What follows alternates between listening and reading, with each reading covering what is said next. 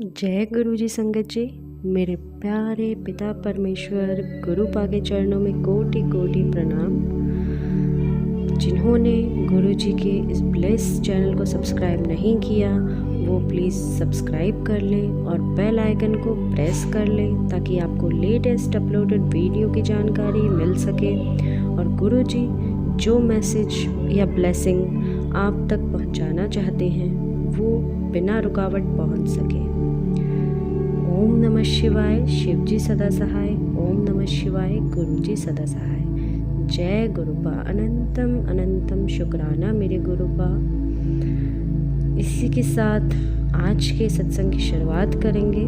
ये सत्संग गुरु जी की प्यारी ब्लेस्ड संगत द्वारा व्हाट्सएप पर ऑडियो फॉर्म में प्राप्त सत्संग है और संगत जी के मोबाइल नंबर के लास्ट 4 डिजिट हैं 2255।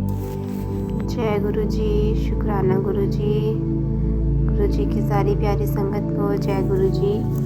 मैं गुरु जी की बेटी आज अपना 7वां शुक्राना सत्संग शेयर करने जा रही हूँ। गुरु जी ने मुझे 40 दिन तक अपना शुक्राना सत्संग शेयर करने की एक सेवा दी है, जिसका आज मेरा 7वां दिन है। आज मुझे गुरु जी ने अपने सत्संग का एक इनविटेशन दिया जिसमें मैं गई थी। अभी थोड़ी देर पहले ही आई हूँ। 3 बजे से 5 बजे तक का सत्संग था। तो गुरुजी ने बहुत अच्छे दर्शन दिए। अभी तक जितने सत्संग में मैं गई हूँ मोस्टली ऐसा होता था कि मुझे रूम में स्पेस ज़्यादा ना होने की वजह से जहाँ गुरुजी का दरबार लगा है थोड़ा सा मुझे दूर बैठना पड़ता था। तो ये दिल में एक इच्छा थी कि गुरु जी के सामने, उनके स्वरूप के सामने बैठ के मैं उनका सिमरन करूं। तो आज मुझे गुरु जी ने यही मौका दिया और मैं गुरु जी के जस्ट थोड़ी सी ही दूर पर बैठी थी और मैंने बहुत तसल्ली से, बहुत मन से गुरु जी से कनेक्टिविटी करके सत्संग सुना, कीर्तन सुना, गुरबानी सुनी और बहुत अच्छा लगा मुझे वहाँ जाकर। जैसे मैंने बताया था कि कल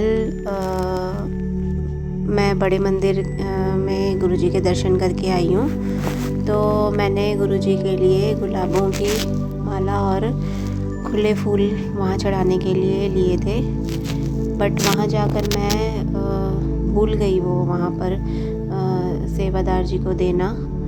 और मैंने घर आके देखा कि मेरे जो फूल हैं वो बैग में ही रह गए और जो लोटा है वो मैं ब्लेस करवा के आई थी वहाँ से। तो मैंने आकर फिर जो मेरा मंदिर है गुरु जी का, उन फूलों की मैंने वर्षा की गुरु जी के स्वरूप के ऊपर। उनका कोटि कोटि धन्यवाद किया, शुक्राना किया अपने बड़े मंदिर बुलाने के लिए। तो आज मैं सोच रही थी कि मैं अब उन फूलों का क्या करूं, मतलब कहाँ रखूं या कहाँ कुछ प्रवाहित करने हैं कि क्या करने हैं, कोई थॉट मेरे माइंड में आ नहीं रही थी। तो जब मैं सत्संग में जाने के लिए रेडी हो रही थी तो अचानक से ही मुझे थॉट आया कि ये जो गुलाब के फूल हैं कुछ मेरे पॉलीथीन में ऐसे ही थे रखे जैसे मैं लाई थी, और जो माला थी वो मैंने गुरुजी को यहाँ आके भेंट की। तो मुझे थॉट आया कि जहाँ मैं सत्संग में जा रही हूँ मैं वहाँ पर इन फूलों को गुरुजी के दरबार में लेकर जा सकती हूँ। तो मुझे आज सत्संग पर जाके बहुत अच्छा लगा, बहुत सुकून मिला। गुरुजी ने इतना मेरा वहाँ पे मन भर गया गुरुजी को अपने सामने देख के कि मैं वहाँ बैठी बैठी रोने ही लग गई। बहुत रोई, दिल मेरा हल्का हुआ। अभी बहुत एक सुकून मिल रहा है, तृप्ति मिल रही है। वैसे भी लंगर प्रसाद गुरुजी का खाकर एक अलग ही तृप्ति मिलती है आत्मा को, ऐसा मुझे लगता है। पर्सनली फील होता है ऐसा कि बहुत सुकून मिलता है कि बस किसी चीज़ की इच्छा नहीं है अब, इस टाइप की फीलिंग आती है। तो इस चीज़ के लिए बहुत बहुत शुक्राना गुरुजी। आज थोड़ा सा मन मेरा उदास भी है, मॉर्निंग से ही है, और मैं ज़्यादा एक्टिव भी नहीं थी आज। पता नहीं क्यों हो गया कुछ, दिवाली के बाद से ही ऐसा लग रहा है कि जैसे कुछ काम करने का इतना मन सा नहीं हो रहा। तो मुझे आज गुरुजी ने एक सत्संग सुनाया जिसमें आंटी जी बता रहे थे कि जो नेगेटिव चीज़ें एक्टिविटीज़ करते हैं, जो भी हम पर, अब पता नहीं वो अपने हैं कि पराए हैं। मेरे हिसाब से तो वो पराए ही होंगे। जो किसी का बुरा चाहते हैं वो अपने तो नहीं हो सकते। तो चलो जो भी है, गुरुजी उनका भी भला करें। तो अमावस्या के नियर और पूर्णमासी के नियर जिन्होंने ऐसी क्रियाएं करनी होती हैं तो वो ज़्यादा एक्टिव हो जाती हैं। तो शायद मुझे लग रहा है कि ये इसी चीज़ का असर है। और जिन पर मेरा डाउट है और गुरुजी ने मुझे इंडिकेशन भी दिया है उनके लिए पहले भी, तो मुझे लग रहा है कि ये चीज़ें फिर से एक्टिवेट कर दी हैं उन लोगों ने। तो आज गुरुजी ने मुझे सत्संग सुनाया जिसमें आंटी जी ने मुझे 3-4 चीज़ें बताई हैं कि मुझे अगर लगे ऐसा कि किसी ने किया है कुछ ब्लैक मैजिक, तो उसका निवारण करने के लिए उन्होंने बताया। तो उनमें से एक ये था कि हमें रोज़ जब भी हम पूजा करते हैं, इवनिंग टाइम या मॉर्निंग टाइम में, दोनों टाइम कर लीजिए या एक बार कर लीजिए, हमें हनुमान चालीसा पढ़नी है। और पढ़नी इस तरीके से ही कि भले ही हमें वो याद है बट फिर भी हमें एक एक वर्ड उसका एक पाठ करना है। रीड करके हमें हनुमान चालीसा पूरी पढ़नी है। और हर मंगलवार को या शनिवार को, 7 मंगलवार या 7 शनिवार को हमें 7 बार हनुमान चालीसा का पाठ करके मंदिर में जाके और हनुमान जी को भोग लगाना है, चूरन वाले लड्डू का या मोतीचूर वाले लड्डू का। तो मैं कोशिश करूँगी कि हर मंगलवार या हर शनिवार मैं ये उपाय करूँ। एक उन्होंने बताया था कि हमें काली माता को चुनरी चढ़ानी है और काली माता से ये अरदास करनी है कि जो भी ये क्रियाएं, तंत्र मंत्र है, ये हमारे लाइफ से हटा दो। जिसने भी ये किया है लाइफ से, इसे हमारे ये ब्लैक मैजिक को ख़त्म कर दो। और उन्होंने एडवाइस दी है कि हो सके तो हम जो पटियाला में शक्तिपीठ मंदिर है वहाँ पे अगर हमें मौका मिले तो वहाँ पे जाके हम चुनरी चढ़ाएं तो बहुत अच्छा रहेगा। और अगर हम वहाँ नहीं जा सकते हैं तो नियर बाय मंदिर कोई भी हमारे घर के है तो वहाँ पे जाके हम काली माता को चुनरी चढ़ा सकते हैं।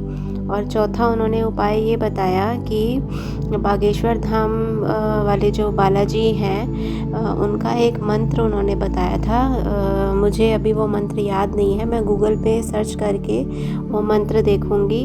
और उन्होंने बोला है कि एक काले कपड़े में 5 लौंग रख के उसे बांध के और उस मंत्र को हमने 21 बार या शायद 21 बार ही बोला उन्होंने, 21 बार हमें वो मंत्र जाप करके और उसको अपनी हथेली पर बांधना है। और हो सके तो हम उसे अपने मेन गेट पर भी उस पोटली को जो बनाएंगे वो एक और पोटली बना के मेन गेट पर भी हम उसे लगा सकते हैं, जिससे कोई भी नेगेटिव एनर्जीज जो हैं वो घर में एंटर ना कर सके। तो मैं कोशिश करूँगी कि मैं ये सब उपाय जल्दी से जल्दी करूं और इस नेगेटिविटी को मैं गुरुजी के हुक्म के अनुसार, उनके आदेश के अनुसार मैं इसे कंप्लीट करूं। बहुत बहुत शुक्राना गुरुजी का कि उन्होंने मुझे आज ये सत्संग सुनाया।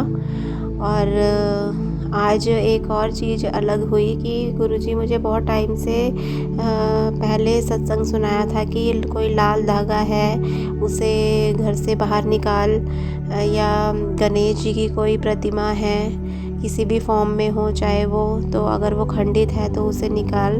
तो मैंने ऑलमोस्ट चीज़ें तो निकाल दी थी, बट एक लाल धागा पता नहीं शायद कहीं से आया होगा। और गणेश जी की एक टैडी होता है गणेश जी का टेडी टाइप था, उनकी एक लेग पता नहीं कब से ही, और वो मेरे नॉलेज में भी थी कि उनकी लेग उस टेडी में से निकली हुई है। तब भी मैंने पता नहीं क्यों वो अपने ड्रेसिंग का जो हैंडल होता है, ड्रेसिंग टेबल का हैंडल होता है, उस पे लगा के रखा था बहुत सालों से।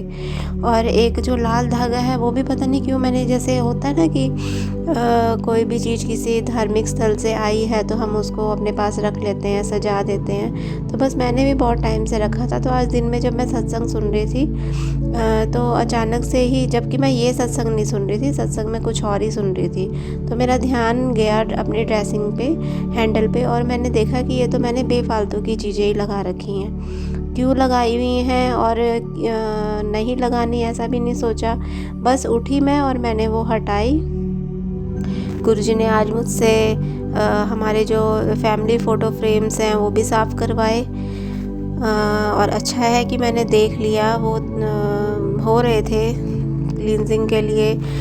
काफ़ी टाइम से सोच रही थी मैं उन्हें कि क्लीन करूं, बट मौका आज ही मिला, तो इसके लिए बहुत बहुत शुक्राना गुरुजी का कि गुरुजी ने ये थॉट्स मेरे माइंड में डाली। बाकी संगत जी क्या बताऊं, जब हम गुरुजी के साथ जुड़ते हैं तो कहते हैं ना कि बहुत हर्डल्स भी आते हैं। जब कोई भक्ति में जाता है, भक्ति में लीन होता है, तो उसकी भक्ति को तोड़ने के लिए, बाधा डालने के लिए बहुत अपने ही, बाहर वाले तो क्या, अपने ही बहुत बाधा डालते हैं, कोशिश करते हैं, उन्हें ये चीज़ें पसंद नहीं आती।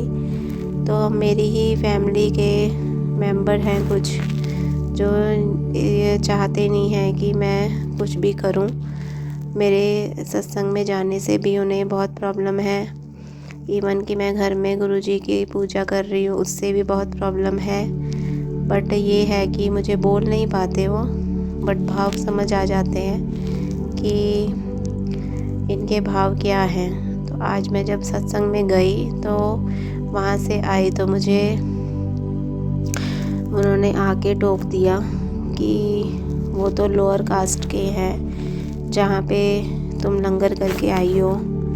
उन्होंने अपना एग्ज़ाम्पल दिया कि मैं तो चाय तक नहीं पीती हूँ। इस मोहल्ले में जो भी है नेगेटिविटी उनके माइंड में है, गुरुजी उनको सद्बुद्धि दें। सुन के बहुत बुरा लगा। थोड़ा सा मैंने उनको रिप्लाई भी कर दिया था कि मैं सिर्फ़ इंसान पहचानती हूँ, मैं पंडित और लोअर कास्ट कुछ नहीं देखती कि कौन पंडित है और कौन लोअर कास्ट है। मैं इस चीज़ में बिलीव नहीं करती हूँ। मैं सबको गुरुजी की संगत मानती हूँ। इससे ना नीचे मुझे कुछ पता है, ना मुझे ऊपर कुछ पता है, और मैं जानना भी नहीं चाहती हूँ। तो गुरुजी से मैं उनकी तरफ से भी माफ़ी मांगती हूँ कि उन्होंने आज ऐसी बात बोली। मेरा दिल भी दुखा, बट गुरुजी ने शक्ति दी कि मैं उस चीज़ को सहन करूं और खुद को शांत रखूं। तो बट बुरा लगता है ये चीज़ें सुन के। फिर ये भी समझ आती है बात लास्ट में कि इन्हें अभी गुरुजी की महिमा के बारे में नहीं पता। तो जिन्हें पता ही नहीं है वो तो ऐसे तुच्छ काम ही करेंगे ना। तो गुरुजी से भी जुड़ने के लिए बहुत अच्छे कर्म ही करने पड़ते हैं, जिस वजह से गुरुजी का जो साथ है हमें मिलता है। तो मैं अपने आप को बहुत लकी मानती हूँ इस चीज़ के लिए कि गुरुजी ने मुझे बहुत सही टाइम पे अपना आशीर्वाद दिया। इसी सत्संग के साथ मैं आज का अपना 7वां शुक्राना सत्संग विराम करूंगी गुरुजी के मंत्र जाप के साथ, और अपने अगले सत्संग की तैयारी के साथ वापस आती हूँ। ओम नमः शिवाय, शिवजी सदा सहाय। ओम नमः शिवाय, गुरुजी सदा सहाय। जय गुरुजी, शुक्राना गुरुजी, लव यू गुरुजी। संगत जी, आप लोग चाहें तो आप भी अपने साथ हुए सत्संग हमें व्हाट्सएप या ईमेल के थ्रू लिखकर या ऑडियो रिकॉर्ड करके भेज सकते हैं। इस सत्संग को यहीं विराम देते हुए अगले सत्संग की तैयारी करेंगे संगत जी। ओम नमः शिवाय, शिवजी सदा सहाय। ओम नमः शिवाय, गुरुजी सदा सहाय। जय गुरुजी, अनंतम अनंतम शुक्राना मेरे गुरुपा।